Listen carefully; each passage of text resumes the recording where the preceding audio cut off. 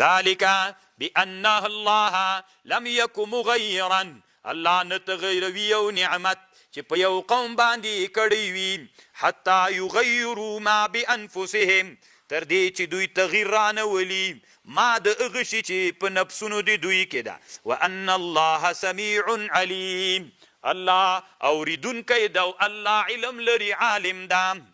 طالبانو ورونو دلته یوه خبر را سره واورئ. دا نفس د انسان څه د دام تاثیر لري. ښه دا نن درېیمه ورځ د طالبانو درېیم وار ده چې زه تاسو ته په دې موضوع خبرې کوم، خو جغلطان یې ولي سړی نه غړوي طالبانو که نفس هم مؤثر ده د انسان. بیا طالبانو که بیا وخت پیدا سو څلورم بیا د ابن القیم له کتاب بیا درته بحث کوم په طیرې او بدپالي باندې. دا مخکې نه وي بدپالیانې به خلکو ډېرې کولې، لا عدوا بدپالي ستا ده نه طالبانو که ستا کوی مه. نو طالبانو ورونو لږ یو څو لنډې خبرې درته کوم، لږ غوږ راته ونیسئ. دا د انسان نفس ته ده، دا هم تاثیر لري. نفس چې څه رقم جوړ کړي همغسې. اوس طالبانو چې پاس په لرګي باندې داسې هغه کېښود، څه ورته وایي لرګی دې کېښود داسې او داسې پرې روانېږي. که تا ته د نفس ویلې چې غورځي بیا دې غورځوي، او که نفس درته ویلې نو طالبانو ان الله ته تغییر نه راولي. تاسو ته چې کوم نعمت در کړی چې خپله تاسې په ځان کې تغییر رانولئ که نه. د دې قاعدې په بنا باندې دلته علامه طنطاوي رحمه الله خبره کړې ده. د بیګمې طالبانو ویډیو لیدلی، یو سړی ده له غره نه راکته کېږي په باسکیل، د دومره وړکی جای ده چې ما ویډیو کتله طالبانو مېل نه ګورم اوس ونه غورځېږي دا سړی، یعنې د دې ډار د وجې نه مېل نه زه نه ګورم ونه غورځېږي که نه. نو طالبانو چې وهم درته وایي چې غورځي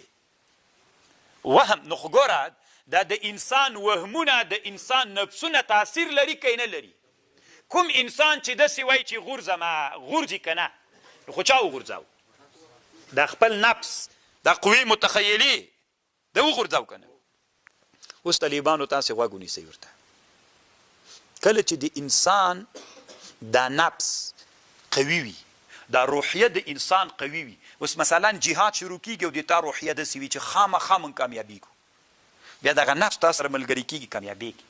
او که داسې وي چې موږ ناکامیږو بیا طالبانو دغسې دی چې چا سره جنګ یې پېږي چې وهي مې،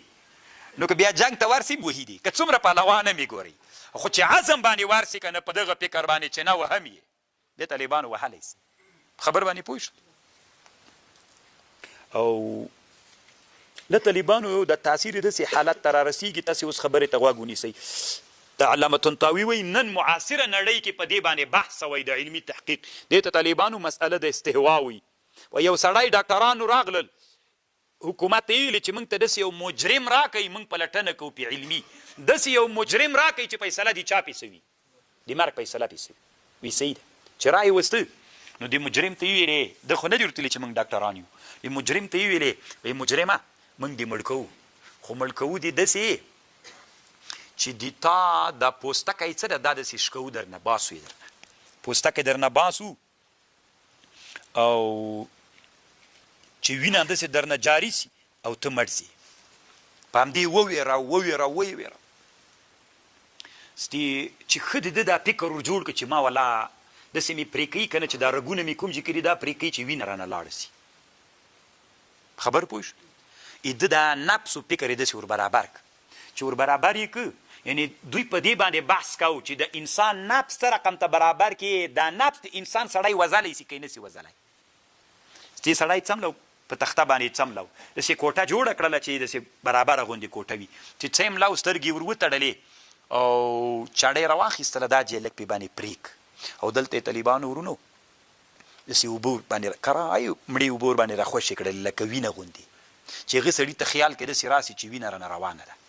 دلته هم لږ زخمي که، دلته هم زخمي که، دلته هم زخمي که، دلته هم زخمي که، خو وینه ترې ځي نه، داسې اوبه پې باندې اچي چې هغه روانه ده، وینه روانه ده په ارجې کې. لږ وخت ووته طالبانو سړی مړ سو. دا مړ که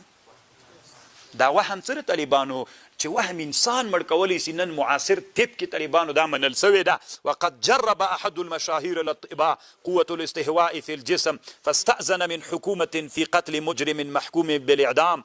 طالبانو مړی که تاثیر لري که نه لري. یو یې دا خبر کړی طالبانو، یو یې بله خبر کړی او بله خبر یې دا کړی یو سړی و وایي شودې خرڅولې، شودې دوکانو ته راوړلې خرڅولې چې سهار راغی نو دوکاندارانو خپل منځ کې ځان سره مشوره وکړه نو چې راغی شودې راوړ دا په برطانیا کې دا پیښه سوي سهار یې وایي چې وختي شودې راوړلې یوه دوکاندار ورته ویلې دا مخ دې ولې داسې تغییر ده څه در باندې سوي هغه ورته ویلې نه یم مریض خو نه یم وایي نه مخ دې ښه نه ده بیخي داسې زوبلې ډېر په خندا نه داسې په هغې ورته ویلې ډېر زوبلې چې څه چل ده ته یو څه شک ور واچو ده ته خو یې شودې چې ورکړلې یو قسم یې فکر بدل سو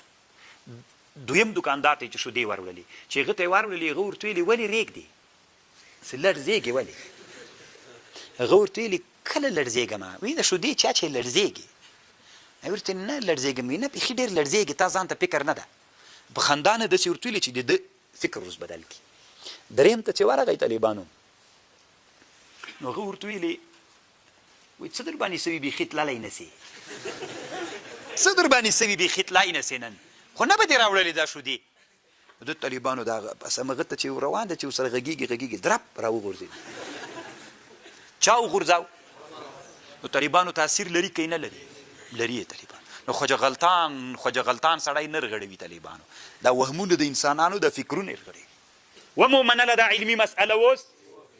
انشاء الله که بیا د الله خوا کوله په صورت یاسین کې انا تطیرنا بکم بیا طالبانو په دې باندې د ابن القیم رحمه الله بحث درته کوم چې خپل کتاب کې کړی ده خبر مې پوه شو دا یو ښه باب د طالبانو داسې نه چې تاسې د خیالاتو په مرض باندې مریضان سئ ځکه هغه خیرنی بحث بیا درته کوم چې اوس طالبانو په استهوا باندې په همدغه باندې سړي ته الله عز وجل څوک هم ورکوي اوس یو سړی مریض ده د مریض ډېر قدر ته تداویم طالبانو په همدې باندې کېږي یو سړي ته دې ویلي وایي په دغه مریض باندې بله ورځ یې سړی مړ سو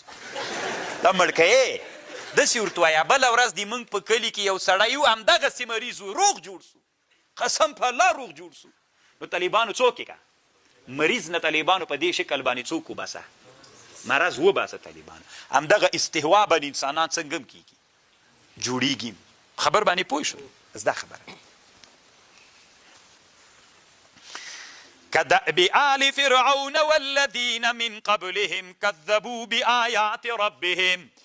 فأهلكناهم بذنوبهم وأغرقنا آل فرعون وكل كانوا ظالمين